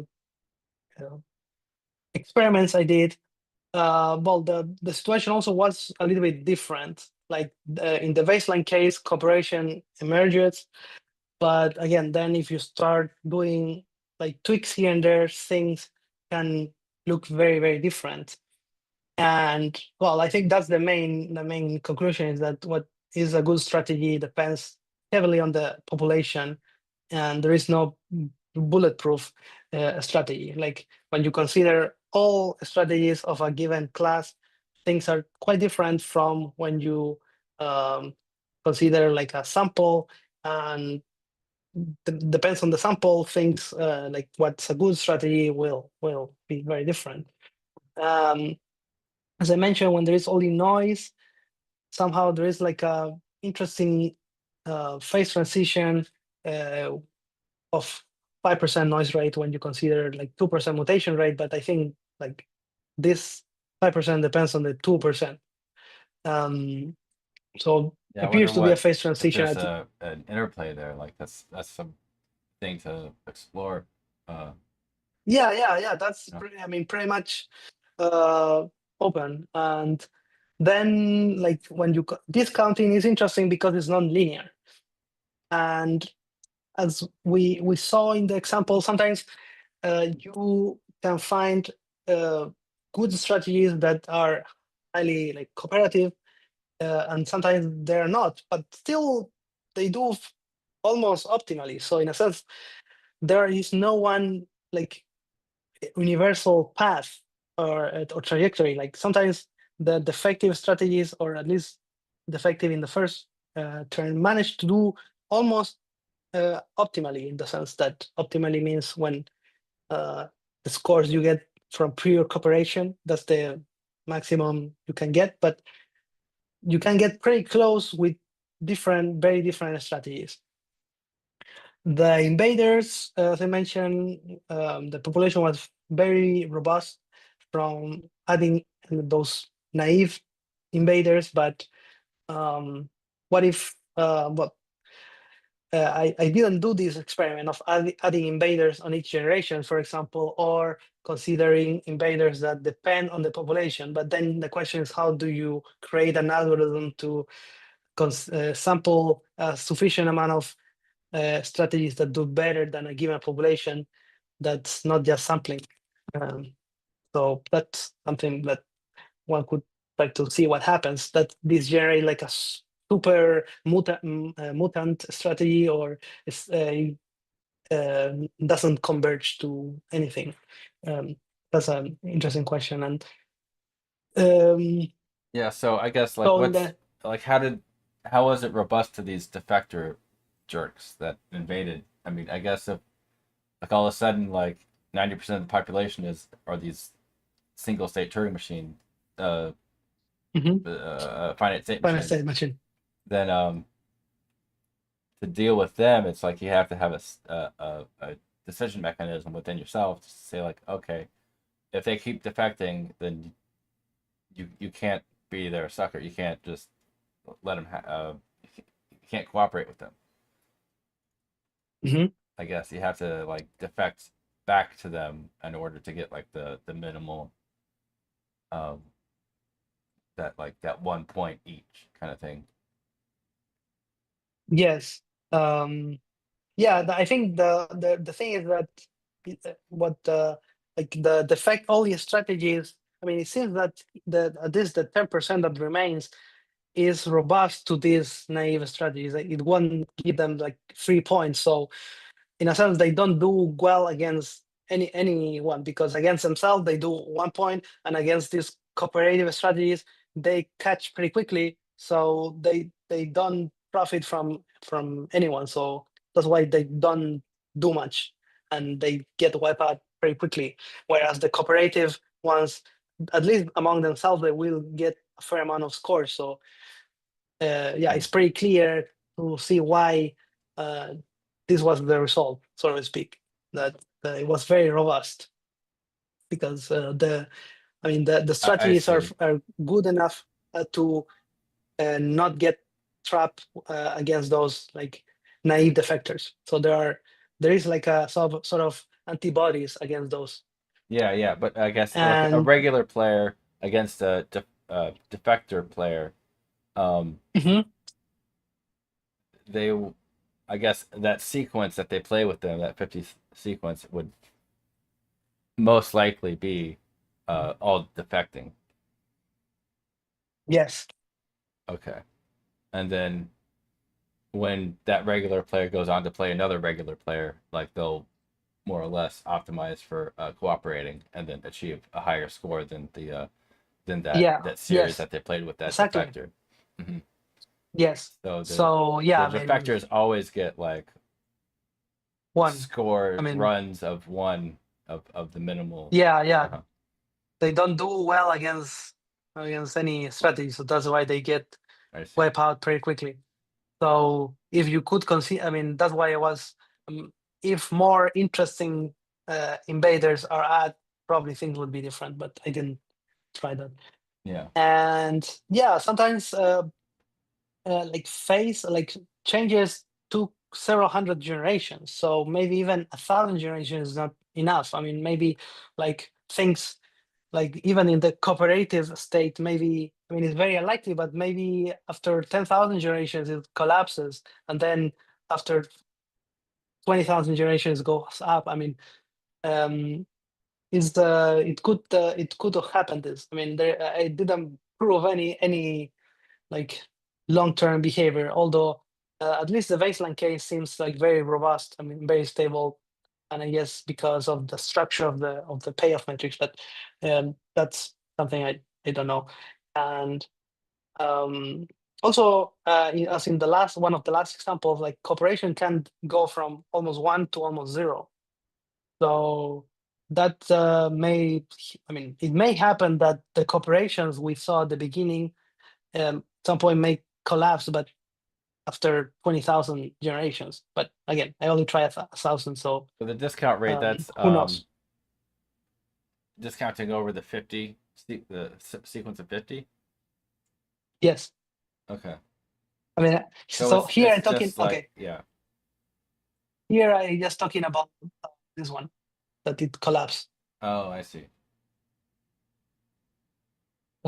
So, and yeah, it didn't recover, I mean, for like 600 generations, but maybe it recovers after, I don't know, 1,000 generations. Mm. But we cannot see it from here. So, uh, yeah, and then for simple scenarios, more states doesn't add that much. Like, um, but for more complex scenarios, adding more states may be more useful because well, you have more. I mean, like in the baseline case, as we saw, there were like very complex strategies, but really all that matters was to cooperate, like the cooperation, to keep the cooperation loop uh, open. So it's very dependent on the problem, on the game you're dealing. And well, some future work or things that interesting ideas is like, for example, uh, like proof or final counterexample to this hypothesis that the first move cooperation rate converts to one as the number of generations goes to infinity in the baseline case.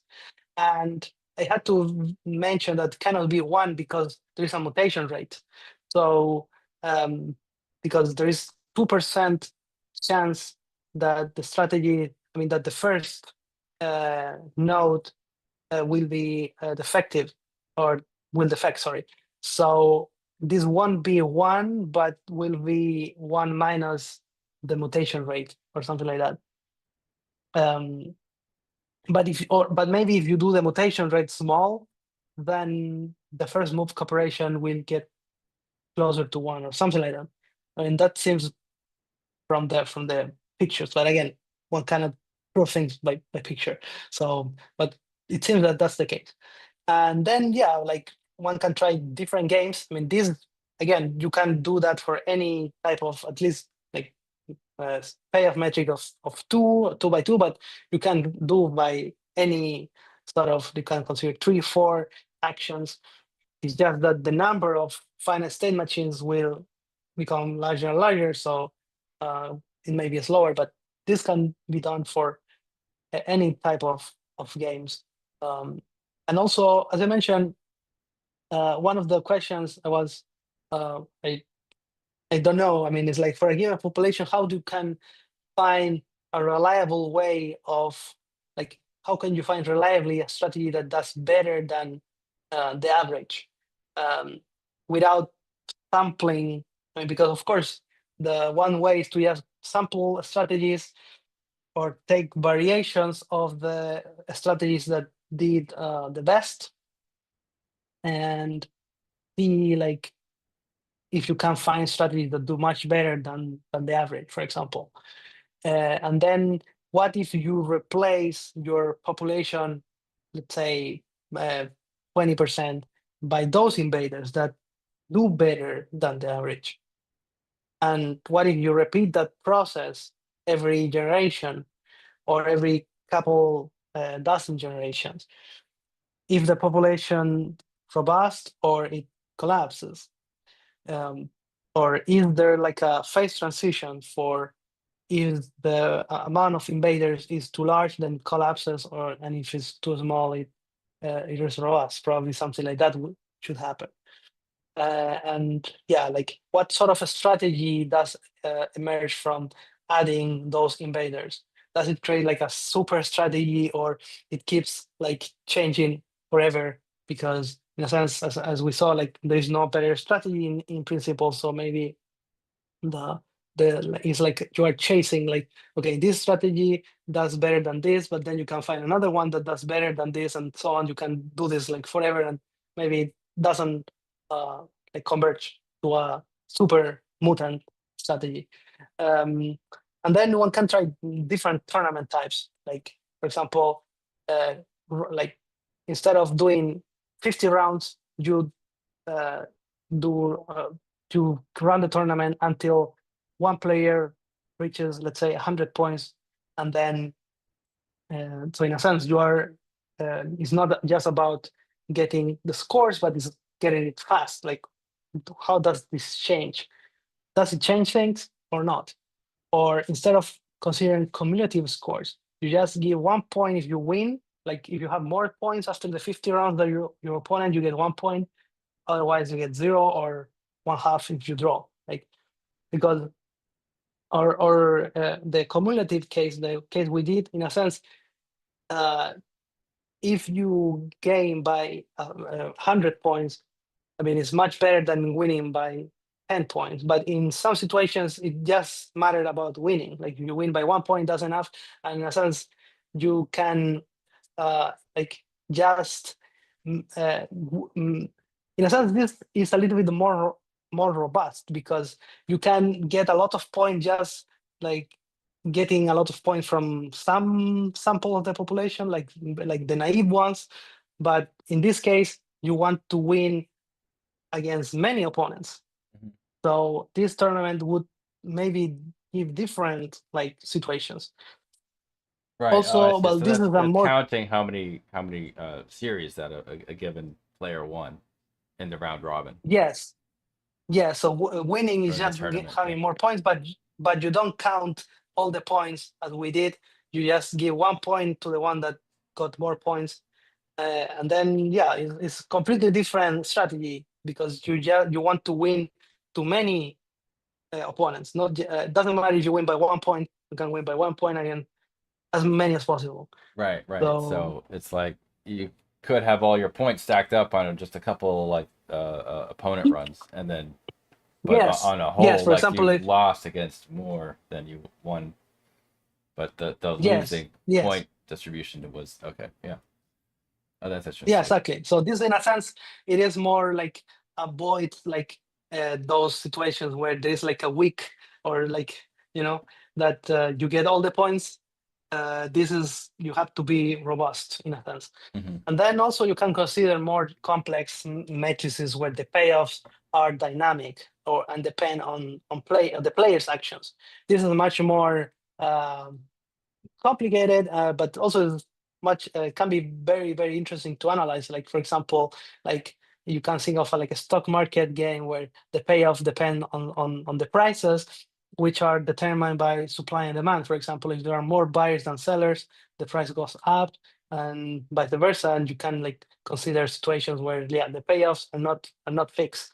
And of course, we consider cases where the payoffs are not fixed, but still is quite. I mean, it doesn't depend on the population. It's like the scores are given from the sky, so to speak. But here, the scores could be. I mean, the scores depend on the other player's action. So, is who knows what happens there? And also, you could consider what happens if the players, the strategies, are themselves like a finite state machine, where you have like two or a couple of possible strategies. Like you can be like cooperative, like naive cooperative, or you can have like a but also you can have a strategy of being like punishing, and depending on what your opponent is doing, you can move between the strategies. Of course, in principle, you could encode that in a bigger finite state machine, but Mhm. here you have a little bit more structure because you have like a finite state machine inside a finite state machine, so you can have a little bit more structure and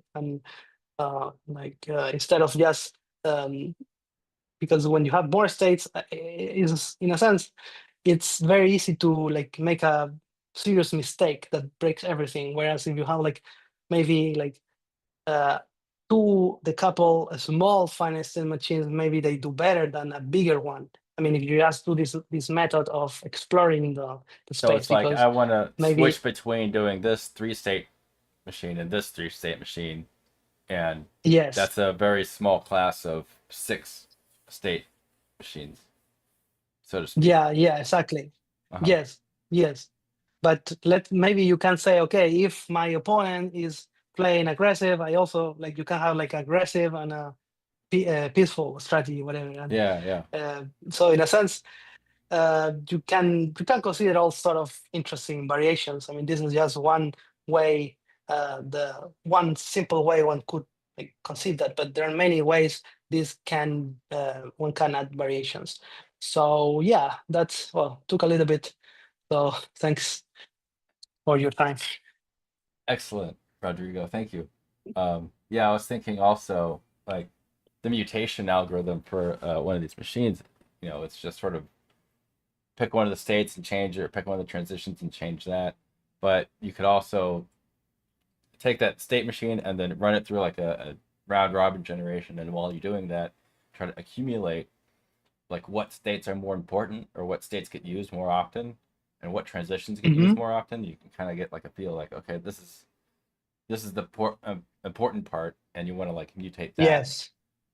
or you want to keep that and like alter it Yeah. in You some want. some Yeah. informed way. Yeah. Because for example, in this case, there are like examples where there is like an island, and this island doesn't interact with the main finance state machine. So it's a little bit useless to have this state like isolated. So Yeah, yeah, maybe you want to consider like the ones that aren't visits. Yeah, I mean, but yeah, because it can be complicated. yeah. Also, like different analyses for these tournaments, because like tools for visualizing stuff. Like you pick the winner, right, and then you want to see how they did against all the opponents. Let's say so. You can visualize a single run of 50 games between two opponents as sort of a two-row checkerboard, of sequences, and say like, oh, red and green. Like, how did what's the history of the moves? Um, Hmm. and so did it start off with like red peppered in there, and then it converged to cooperating green, or what's the ratio? What are those patterns? To see if there are like any particular patterns that stand out. If you can Yeah. I mean, if the you can reason I infer a mean, strategy based on the patterning. yes, that's true. That's true. I mean, yes, and uh, I mean, this already like took a lot of memory because also like I mean, I didn't like try to optimize how to store because I to visualize the things like recorded the full evolution, but I didn't record like the individual scores. I just record the finite state machines and the scores because to be able to visualize later, because each experiment took, I don't know, like 50 minutes, let's say, Okay. and I ran a bunch of them. So I don't want to I wanted to keep the results, but yeah, it was taking a fair amount of memory to save all the, because it's 1,000 generations. You need all the machines, and then yeah, the scores. So yeah, but yeah, I mean, that's if you just want to focus on one particular example, you can afford to keep track of more data and see what happens. Yeah. Yeah. But it is, Yeah, the thing is that and then sometimes like it's an very sorry, you go ahead. no, those like, even like for like 7 states, sometimes it's very counterintuitive. That's the thing, is like it's not very easy to uh, like read. Okay, like for instance, it would be interesting to like, for example, use a lot like LLMs, so to try to explain me the strategy, because it's not very, sometimes some strategies weren't very intuitive. Like I don't think people would try those strategies because it's like they are not very like, you can, I think you can, maybe that's something you what you can do is to classify the strategies based on like the structure, and to avoid having to focus on like specific details, whether, oh, if this there's like a one arrow difference, but the basic idea is the same, so that you can classify the strategies and have like a narrative, because it is even for 7 8 finite state machines. If you try to follow the structure, you get lost Oh very yeah, quickly. for sure. It's not so, but I think that's also interesting because it may, I mean, that was the idea, to see like maybe there is something we are missing, because we don't think about those strategies. We Hmm. we think in a certain way, but here we wanted to see the full landscape and see, well, what happens. I wonder how these strategies would compare to, yeah, how they would fare against naive stochastic strategies. Like, you take one of these complicated state machines, you run it against like all these opponents, and you have like you can histogram how long they or how many times they went red or green, and they say like, Mhm. okay, this winner, this like optimal strategy, he was mostly cooperative like 80% of the time. It's like an 80-20 Yes. split, let's say. So then you might say, okay, well, how would an 80-20 randomized strategy compare to that? Just like forget the state machine, just like do a random process, and then Yes. run that loose and see how it does. Would it compare effectively, or does the state machine logic actually come into play? Okay, so you are saying like, if the memory helps you, like if there is something you gain from keeping track, sort of speaking, instead of just saying, well, what if I just uh, like blindly sample with the same probability as the like the empirical distribution that I Yeah, got from. Yeah, that's also very like I interesting. get the feeling that like a random process versus a random process um, would have a very predictable like outcome. Like they would sample that payoff matrix at the combination of their random distributions. But if you paired against like a random process against like something that had memory or something, Mm. like I wonder how it would do. Yeah, that's interesting. Yeah, I have no idea. Yeah, that would be like an interesting to see if there is like an edge.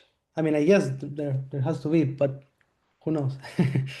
Maybe just randomly works very well sometimes. And Could who be. knows? It's an open problem for us. Yeah. Yes. Yeah, no, I mean, there are basically all the things that they say that in principle are open problems. I mean, I just Yeah, yeah.